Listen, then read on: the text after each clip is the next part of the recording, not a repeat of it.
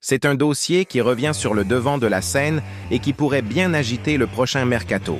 Lee Kang-in, le milieu offensif sud-coréen du Paris Saint-Germain, attire encore une fois toutes les convoitises. Et cette fois, c'est l'Arabie Saoudite qui revient à la charge. Oui, vous avez bien entendu. Malgré un été où plusieurs clubs du Golfe ont tenté sans succès de le faire venir, Lee Kang-in reste dans le viseur de plusieurs formations saoudiennes, prêtes à tout pour le convaincre de rejoindre leur championnat en pleine expansion. Et ce n'est pas un hasard. Le joueur coréen incarne exactement ce que cherche le football saoudien. Du talent, du spectacle, mais aussi un rayonnement international. À seulement 24 ans, Lee Kang-in n'est pas qu'un footballeur prometteur, c'est une véritable icône en Asie. Son image dépasse largement le cadre du terrain. Et pour les clubs saoudiens, c'est une opportunité marketing en or.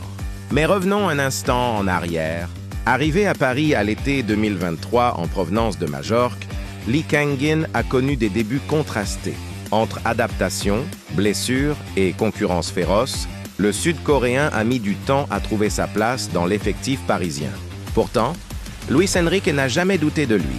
L'entraîneur espagnol a rapidement vu en Kang-in un joueur à part, intelligent, travailleur et surtout doté d'une vision de jeu rare. Sa qualité technique, sa faculté à jouer entre les lignes et son aisance dans les petits espaces ont souvent rappelé les grandes heures du football de possession. Et petit à petit, Lee Kang-in s'est imposé comme une option crédible dans la rotation du PSG, que ce soit dans un rôle de meneur excentré ou plus axial, derrière les attaquants. Mais voilà, le football saoudien, lui, n'a pas renoncé. Selon les informations de PSG Inside Actus, plusieurs clubs du Golfe ont relancé le dossier ces dernières semaines. Leur argument ? Un salaire colossal, une place de star et un rôle d'ambassadeur du football asiatique au sein d'un championnat qui veut séduire la planète entière. On parle de contrats à plus de 20 millions d'euros annuels, des chiffres que même le PSG aurait du mal à égaler. Et pour les dirigeants saoudiens, l'idée est claire. Faire de Lee Kang-in le visage de l'expansion du football arabe vers l'Asie, comme Cristiano Ronaldo l'a été pour l'Europe et Neymar pour l'Amérique du Sud. Côté parisien, la situation est plus nuancée. Le joueur est sous contrat jusqu'en 2028 et Luis Enrique n'a aucune intention de s'en séparer à court terme. L'Espagnol voit en lui un profil clé pour la suite de son projet. Un joueur polyvalent, capable de s'intégrer à plusieurs systèmes et surtout un footballeur jeune qui progresse chaque semaine. Son adaptation d'ailleurs est en nette amélioration. Il parle mieux français, s'est rapproché de certains cadres comme Marquinhos et Vitinha et commence à montrer plus de personnalité sur le terrain. À Paris, on estime que le meilleur est encore à venir. Mais la tentation existe toujours, car Lee Kang-in n'a pas un statut de titulaire indiscutable. Entre la concurrence de Barcola, Dembélé, Vitinha ou même Zaïre Emery, il sait que son temps de jeu sera fluctuant. Et pour un joueur en pleine ascension, c'est parfois difficile à accepter. Dans son entourage, on reste mesuré. Le clan du joueur ne ferme pas la porte à un départ, mais souhaite avant tout du temps de jeu et un projet clair. Si le PSG lui offre une vraie place dans la rotation, Lee Kang-in pourrait prolonger l'aventure à Paris.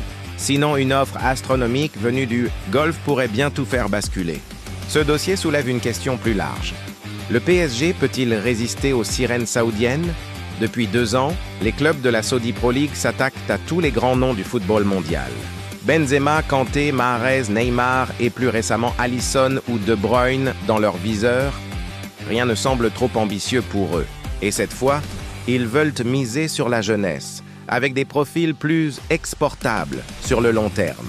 Lee Kang-in coche toutes les cases, talent, image, jeunesse et un public colossal derrière lui.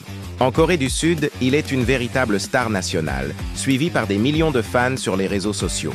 Mais attention, car du côté du PSG, Luis Enrique a un plan. Le coach espagnol voit en Lee Kang-in un maillon essentiel de son futur milieu créatif, notamment dans un système à 3 milieux fluides. Sa capacité à conserver le ballon, à casser des lignes et à faire le lien entre les milieux et les attaquants séduit énormément le staff. Et il faut bien le dire, dans les grands matchs, sa capacité à temporiser et à créer du mouvement entre les lignes rappelle certains grands techniciens espagnols. Le club y croit et souhaite désormais bâtir autour d'une base jeune et talentueuse, composée de Zaïre Emery, Vitinha et pourquoi pas Lee Kang-in.